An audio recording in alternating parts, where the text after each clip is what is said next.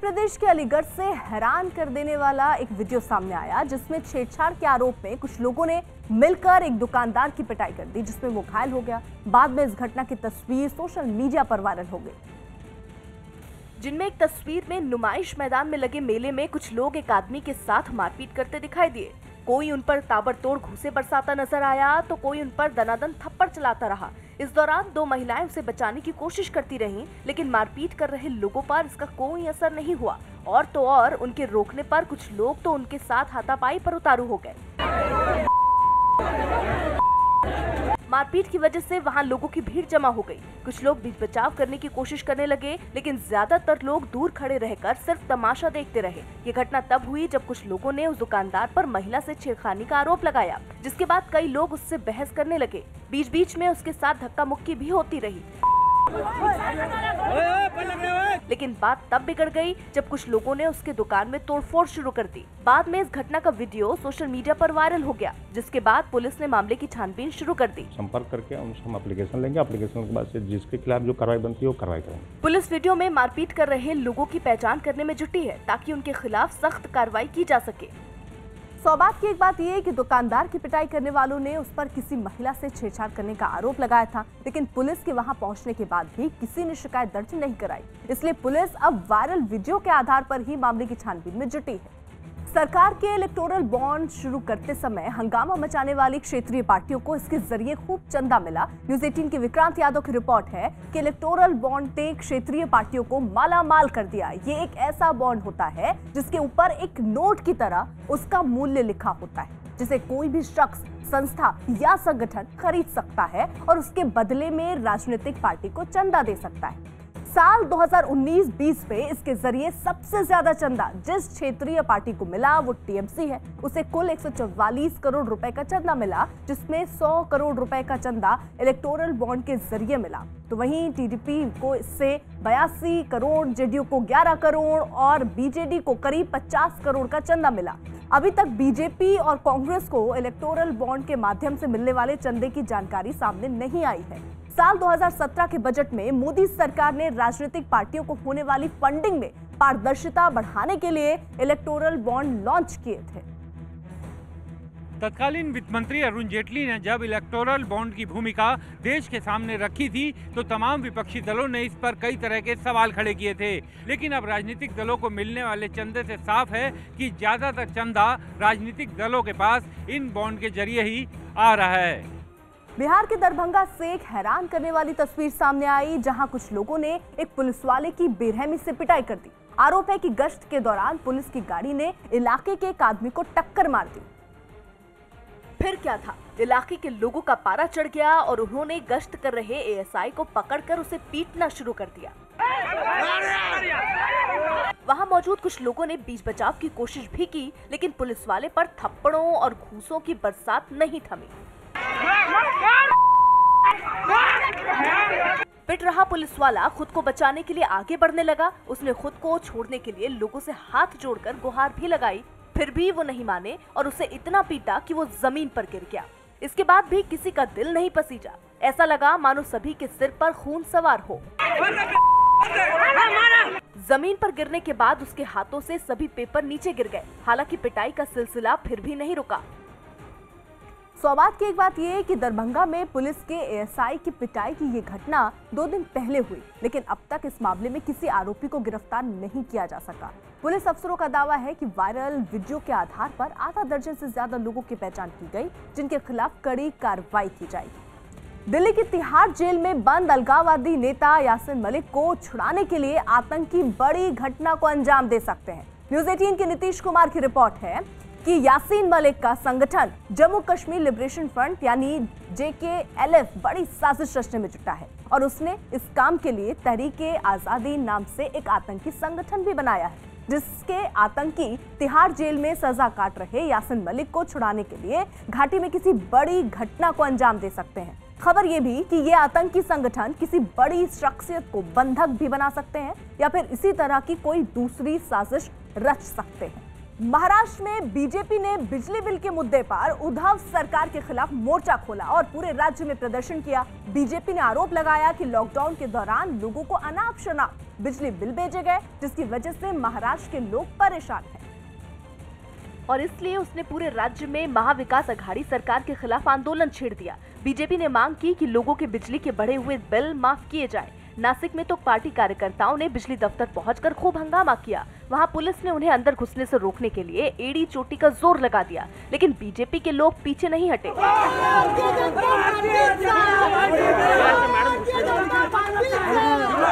उन्होंने पूरा दम लगाकर गेट खोल दिया और दौड़ते हुए अंदर घुस गए।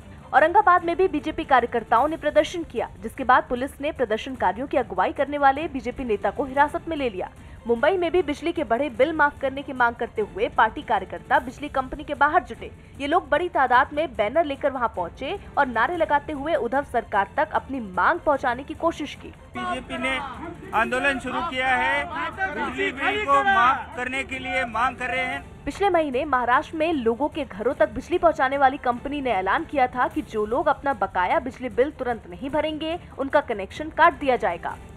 सौभाग्य की एक बात यह है कि मुंबई समेत पूरे महाराष्ट्र में लॉकडाउन के दौरान बिजली कंपनियों ने लोगों को औसत खपत के आधार पर बिजली के बिल थमाए थे, जिन पर काफी बवाल हुआ था। लोगों का आरोप था कि लॉकडाउन में जिन घरों में कोई नहीं रहता था, वहां भी भारी भरकम बिजली के बिल भेजे गए। महाराष्ट्र के बिजली मंत्री ने बिल माफ करने का वादा भी किया था, लेकिन महाराष्ट्र सरकार के वित्त मंत्रालय ने इसकी मंजूरी नहीं दी। इस मुद्दे पर बीजेपी ने पहले भी आंदोलन किया था और अब जब बिजली कंपनियों ने बकाया बिल न देने पर कनेक्शन काटने की चेतावनी दी, तो बीजेपी कार्यकर्ता फिर से सड़क पर उतर आए। बंगाल में विधानसभा चुनाव से पहले ममता सरकार ने अपना आखिरी बजट पेश किया, जिसमें उन्होंने लोक लुभावन वादों की झड़ी लगा दी। न्यूज़ 18 की आशिका सिंह की रिपोर्ट है कि चुनाव से पहले पेश किए गए अपने अंतिम बजट में ममता बनर्जी ने कोलकाता पुलिस फोर्स में नेताजी सुभाष चंद्र बोस के नाम पर एक नई बटालियन की स्थापना करने का ऐलान किया। साथ ही उन्होंने बंगाल में नेताजी राज्य योजना आयोग बनाने की भी घोषणा की। इसके अलावा राज्य के हर जिले में आजाद हिंद भवन बनाने के लिए 100 करोड़ रुपए आवंटित किए गए। ममता सरकार के इस फैसले को बंगाल में नेताजी की विरासत पर हो रही सियासत से जोड़कर देखा जा रहा है। अपने बजट में मुख्यमंत्री ने पिछड़ी जातियों को लुभाने के लिए उनके इलाके में 100 इंग्लिश मीडियम स्कूल खोलने का ऐलान भी किया। और यही नहीं, ममता सरकार ने मदरसों को 50 करोड़ रुपए की आर्थिक मदद देने की भी घोषणा की। बजट में 12वीं कक्षा में पढ़ने वाले 9 लाख छात्रों को टैबलेट देने का भी वादा किया गया।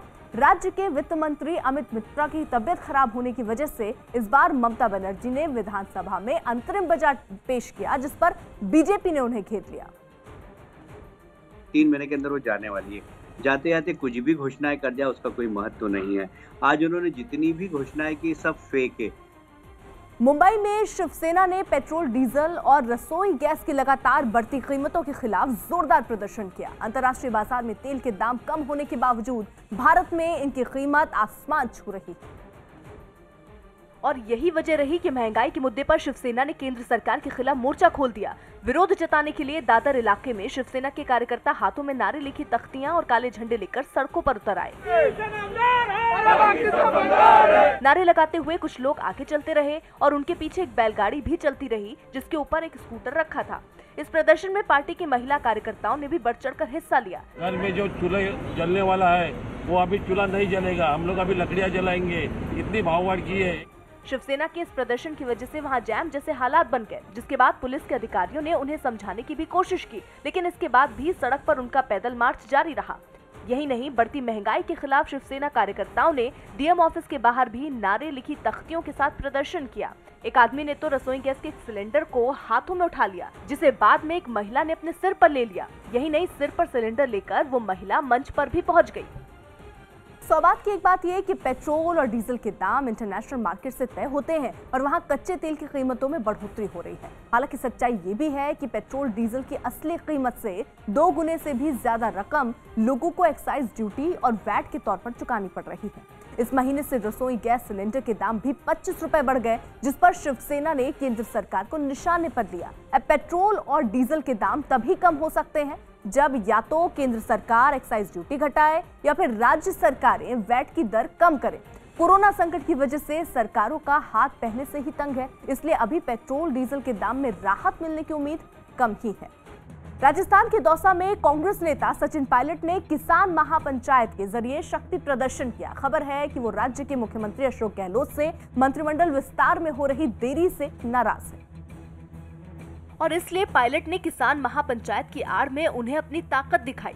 इस सम्मेलन में लोगों की भारी भीड़ जुटी, जिधर नजर गई उधर लोग ही लोग दिखे। पायलट गुट को बगावत किए करीब 6 महीने बीत चुके हैं, जिसके बाद पहली बार सचिन पायलट ने अपनी कर्म भूमि कहे जाने वाले दौसा में कृषि सुधार कानूनों के विरोध में एक रैली की।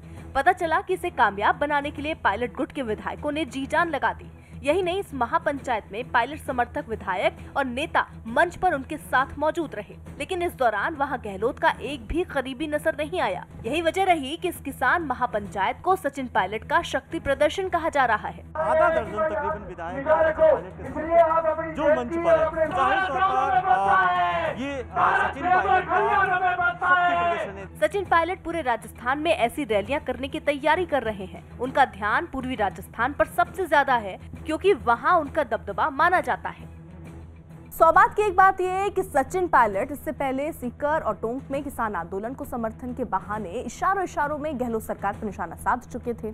दौसा में किसान महापंचायत से भी गहलोत के समर्थक माने जाने वाले नेताओं ने दूरी बना रखी थी, लिहाजा इस रैली को सचिन पायलट गुट का शक्ति प्रदर्शन ही माना जा रहा था। हालांकि सचिन पायलट ने साफ किया कि ये कांग्रेस की किसान महापंचायत है। उन्होंने सोनिया गांधी की अगुवाई में कृषि कानून के खिलाफ जी-जान से लड़ाई का ऐलान भी कर दिया। सिविल सेवा परीक्षा में आखिरी मौके वाले उम्मीदवारों को केंद्र ने राहत दी है। न्यूज़ 18 के एहतशाम खान की रिपोर्ट है कि कोरोना संकट की वजह से पिछले साल अक्टूबर में आखिरी मौके वाले जो उम्मीदवार सिविल सेवा की परीक्षा नहीं दे पाए थे, उन्हें कुछ शर्तों के साथ अतिरिक्त मौका देने पर केंद्र सरकार राजी हो गई। आखिरी मौके की परीक्षा चूकने वाले उम्मीदवारों ने सुप्रीम कोर्ट में एक याचिका दायर कर सरकार से परीक्षा के लिए अतिरिक्त मौका दिए जाने की मांग की थी। उनकी याचिका के जवाब में केंद्र ने कोर्ट को बताया कि सिविल सेवा की प्रारंभिक परीक्षा के लिए वो अतिरिक्त मौका देने को तैयार है। वायुसेना को 2025 तक 5वीं पीढ़ी का स्वदेशी लड़ाकू विमान मिल सकता है और इस विमान को डीआरडीओ की मदद से बनाया जा रहा है। इससे पहले तेजस लड़ाकू विमान बनाकर भारत उन चुनिंदा देशों में शामिल हो चुका है जिनके पास फाइटर जेट बनाने की काबिलियत है और अब 5वीं पीढ़ी का लड़ाकू विमान पूरी दुनिया में भारत की हवाई ताकत को कई गुना बढ़ा देगा। 5वीं पीढ़ी का स्टेल्थ लड़ाकू विमान बनाने की काबिलियत केवल अमेरिका, रूस और चीन के पास है। 2015 तक भारत भी उस लिस्ट में शामिल हो जाएगा। दुश्मन के रडार से बचने की महारत जो है इस फाइटर एयरक्राफ्ट में होगी। सबसे खास बात यह है कि ये लड़ाकू विमान पहला स्वदेशी 2 इंजन वाला फाइटर जेट होगा। 5th जनरेशन का है। 5th जनरेशन का खास चीज है कि ये स्टेल्थ बोलते हैं। स्टेल्थ का मतलब इसका पहचाना और रिकॉग्निशन करना, इसका चांसेस बहुत कम है। इस एयरक्राफ्ट का डिजाइन तैयार हो चुका है और डीआरडीओ इस प्रोजेक्ट पर बहुत तेजी से काम कर रहा है। उम्मीद है कि 2025 में भारत में बना 5वीं पीढ़ी का ये विमान अपनी पहली उड़ान भरेगा। एरो इंडिया में देश में बनी पहली एंटी ड्रोन गन का प्रदर्शन किया गया और चीन, पाकिस्तान के ड्रोन भारत की सीमाओं पर कई बार घुसपैठ की कोशिश कर चुके हैं, लेकिन एंटी ड्रोन गन के आने से उन सभी ड्रोन को मार गिराना आसान हो जाएगा। बताया गया कि ये एंटी ड्रोन गन करीब 1.5 किलोमीटर की दूरी से किसी भी छोटे कमर्शियल ड्रोन को मार गिराने की ताकत रखती है। इस गन का वजन करीब 3 किलो है, इसलिए सीमा पर तैनात जवान आसानी से इसे अपने साथ रख सकते हैं। बताया गया कि इस एंटी ड्रोन गन को बॉर्डर पर बनी चौकियों में तैनात जवानों को दिया जा सकता है ताकि वो सीमा पार से आने वाले ड्रोन को आसानी से ठिकाने लगा दें। सौभाग्य की एक बात यह है कि भारत में 5वीं पीढ़ी के लड़ाकू विमान बनाने की कल्पना 13 साल पहले की गई थी, जिस पर पिछले 2 साल में तेजी से काम हुआ और अब एरो इंडिया शो में इस लड़ाकू विमान की डिजाइन को पहली बार पेश किया गया। तकनीक के मामले में भारत का ये लड़ाकू विमान अमेरिका, रूस, चीन के स्टेल्थ विमानों से भी बेहतर होगा, क्योंकि इसमें जो हथियार और मिसाइलें लगी हैं वो भी रडार की पकड़ से दूर रहेंगी। बताया गया कि ये लड़ाकू विमान लगातार 10 घंटे तक उड़ान भरने में सक्षम होगा। मुंबई के मानखुर्द इलाके में कबाड़ के गोदाम में भीषण आग लग गई, जिससे पूरे इलाके में अफरा तफरी फैल गई। ऐसा माहौल वहां इसलिए बना क्योंकि उस गोदाम के आसपास बनी झुग्गियों में लोगों का बसेरा है।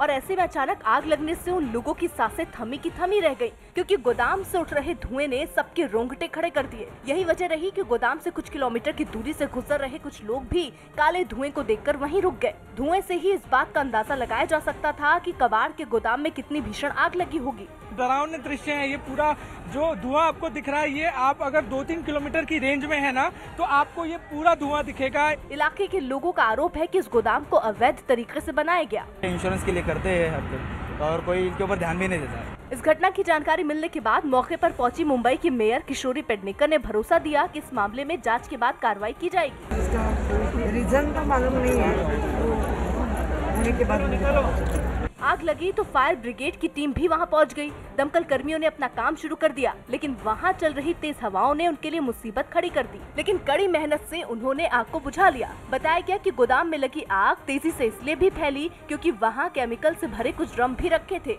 जिन्होंने आग में घी डालने का काम किया। सौगात की एक बात यह है कि मुंबई में कबाड़ के गोदाम में लगी आग इतनी भीषण थी कि उसका धुआं कई किलोमीटर दूर से नजर आ रहा था। आग की लपटें झुग्गियों से फैलते हुए दूसरे रिहायशी इलाकों को भी अपनी चपेट में ले सकती थी। इसलिए दमकल की 1 दर्जन से ज्यादा गाड़ियों को आग बुझाने के काम पर लगाना पड़ा। जम्मू कश्मीर के राजौरी में बीएसएफ के 2 जवानों के अचानक लापता हो जाने से हड़कंप मच गया। न्यूज़ 18 के पवन शर्मा की रिपोर्ट है कि लापता हुए ये दोनों जवान सुंदरबनी में बीएसएफ शिविर में तैनात थे, और जब ये दोनों कांस्टेबल शिविर में नहीं लौटे तो बीएसएफ ने इनकी तलाश शुरू की, लेकिन दोनों का कुछ पता नहीं चला, जिसके बाद पुलिस में इनकी गुमशुदगी की रिपोर्ट दर्ज कराई गई।